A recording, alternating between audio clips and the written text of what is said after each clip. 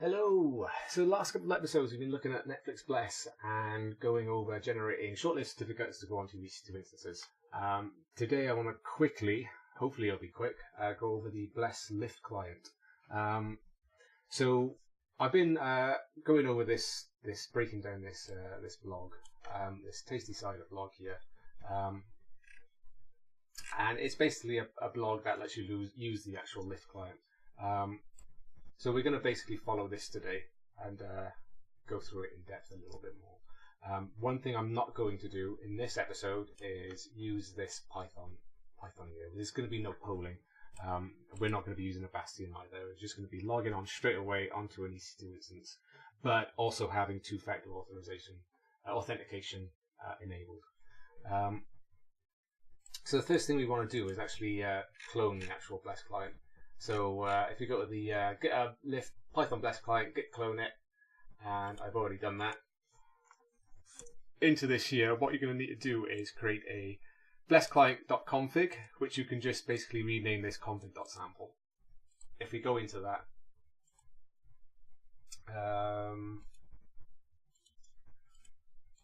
here we go, blessclient config. We're going to basically copy and paste everything we've done here. Blessclient config, where is it? This is it. Yeah, just basically copy and paste all that in. I'll just quickly go over it now. Region alias is West. For this example, my land is in region EU West 1.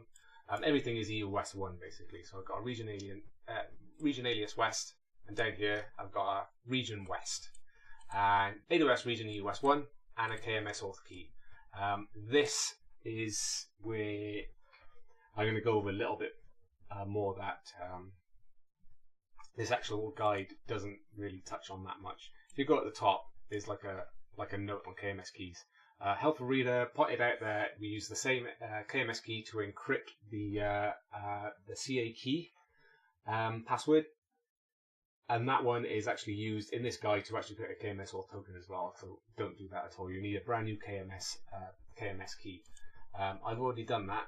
I've created a user auth key here for generating KMS auth tokens, and here's the ID.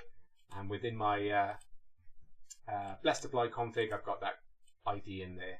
So we're not basically using the same key to decrypt. We're not using the same key to actually decrypt the private key password that Lambda uses, that Bless uses. Sorry. So brand new KMS key. Remember, they cost 50 pence or something a month to create, and it's really cheap, but it takes 7 days to actually delete them. KMS service name is, I just got Bless for mine. And this Bastion IPs, you have to put this in. I'm not using a Bastion in this episode. If you comment it out, the client won't work at all. If you leave this blank, then your Bless Lambda is not going to work. If you leave it blank as well, your Bless Lambda is not going to work, and it's not going to throw any logs either, even with debugging enabled. So you have to have something in. I'm just using localhost here. It's not relevant at all. So you have to have something in there. CA backend, we're not going to use HashiCorp Vault, we're just going to use the default Bless. And this, I've added this in, root users Ubuntu. So you can, I don't want to basically log on to an EC2 instance as my IAM user. I just want to log on as the user Ubuntu or whatever. Or EC2 user if you're using Red Hat or AWS, Amazon Linux, sorry, or CentOS. So yeah, I got a remote user here, Ubuntu. That's what my instance. Is that I've set up. I've set up a test instance. So you need to add this in here. Otherwise, you'll have to sort out kind of creating users on your EC2 instances and then polling for IAM changes and all that. And I don't want to bother with that, because if you've got like 1,000, 10,000, 100,000 EC2 instances, you don't want all those polling every couple of seconds for changes. You also don't want them like polling once a day, because if a user was deleted, then they've got a whole day where they still technically have access to your instances. So yeah, to avoid polling, I'll just log in as the Ubuntu user or EC2 user or whatever. Okay, this client stuff here, we're just going to leave everything, the session cache, the AWS session token cache, and we've got IP URLs, so we're going to use api.ipfi.org. That's going to get our actual IP address. And then the Lambda stuff. I'm going to create a brand new role called bless invoke lyft EOS1, and that's going to be similar to my previous episode, bless invoke EOS1, with a little bit added. We're just basically going to copy and paste everything from this guide, pretty much. My account ID, that's the account where the bless lambda is set up, and the function name is called bless. Function version is the latest function version. I don't actually version them myself in this example. Certificate lifetime 20 seconds. Okay.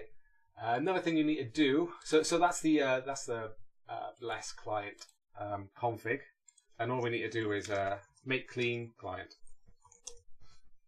and that'll create everything for you and create this blessclient.run.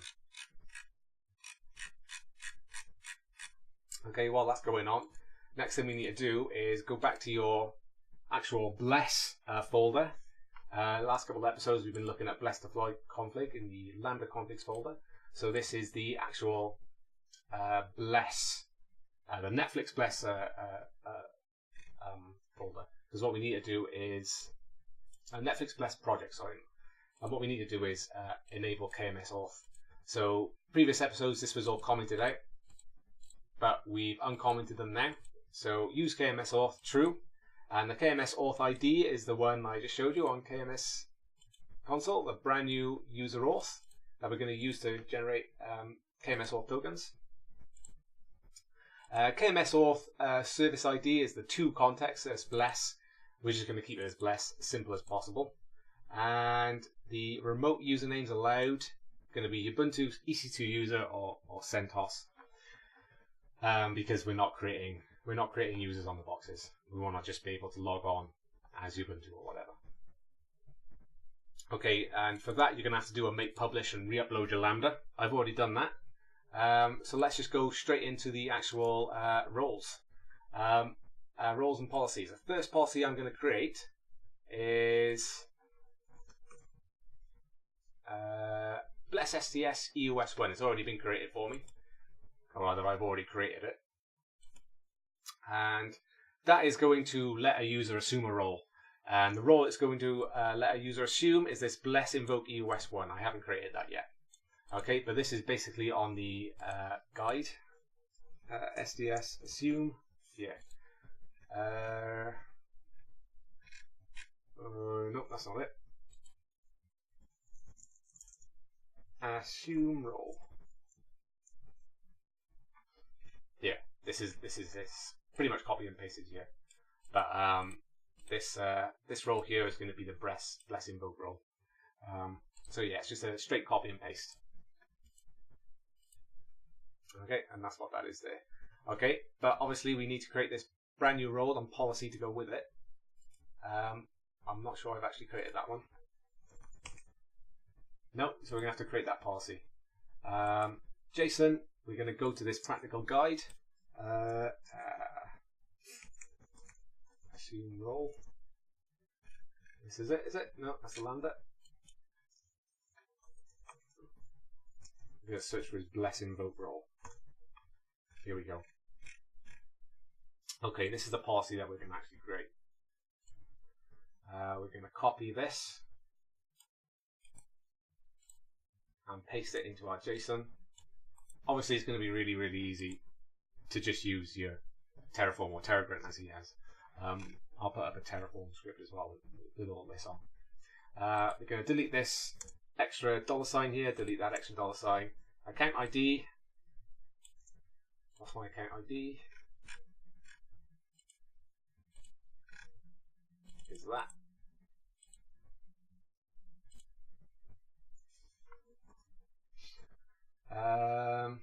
Okay, and what we need is the actual KMS key for our ARN for our KMS auth key. We go back to KMS console, user auth, get the ARN for that.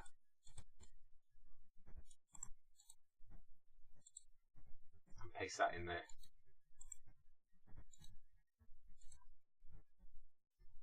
So this invoke invoke role has given us access to this KMS auth key.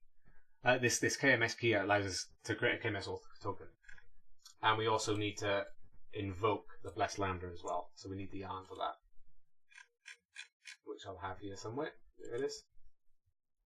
Paste that in. Review policy and save.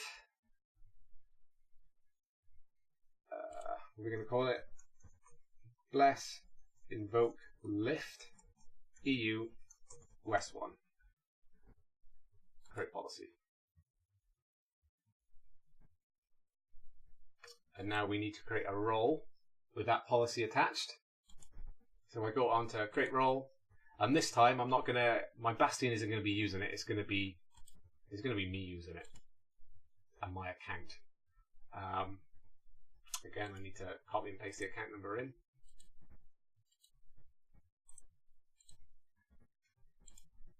Permissions. Let's attach our bless invoke lyft EUS1. Here we go. Review. Bless invoke lyft EU West 1. Create role. So creates a role on this account that our users can actually assume. So yeah, and we're almost there. What I'm going to do is actually change this, because the lyft client is built assuming that the lambda is going to be on a different account, and if the lambda is going to be on a different account, you have to make sure that you give users from another account permission to actually invoke your lambda. So it's not enough to just have this as a trusted entity. We also need to add another relationship, another trust relationship. And we're going to, again, copy and paste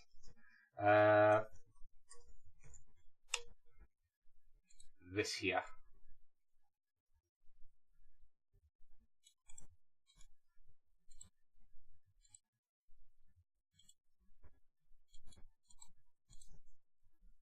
Comma in there.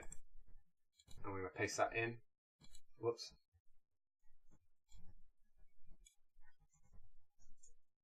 Paste that in, and this is going to be the account ID of the user that has this bless invoke role. Of course, everything right now is on the same account, so I'm just going to put my standard account, but this possibly will be a different account number, or rather it should be a different account number, but for this example just everything is on one account. And the bless invoke role is called bless invoke lyft EU West 1. And there we go. Update that trust policy there. Okay, the permissions, the bless lambda EU West 1 permission, I've added a little bit here. Not sure if I went over this, but basically I'm also going to have to add our extra KMS auth key for all the KMS auth token stuff. I need to add that in there as well. Okay, and with that, I think we're ready. Are we ready? Have I missed anything out? Bless lambda US 1. Right, I'm going to make sure that. Whoop, different one there. Okay, bless lambda US 1. That's the role we're using. And I've got a group, and I want to assign, my bless STS EOS 1 policy to this actual group. So users within this group will be able to actually assume that invoke role. And with that, I do believe we're ready to actually give it a test. What I'm going to do is remove all of the caching stuff that the lyft client actually uses. So I'm going to remove AWS session token cache, and then I'm going to just invoke it, I guess.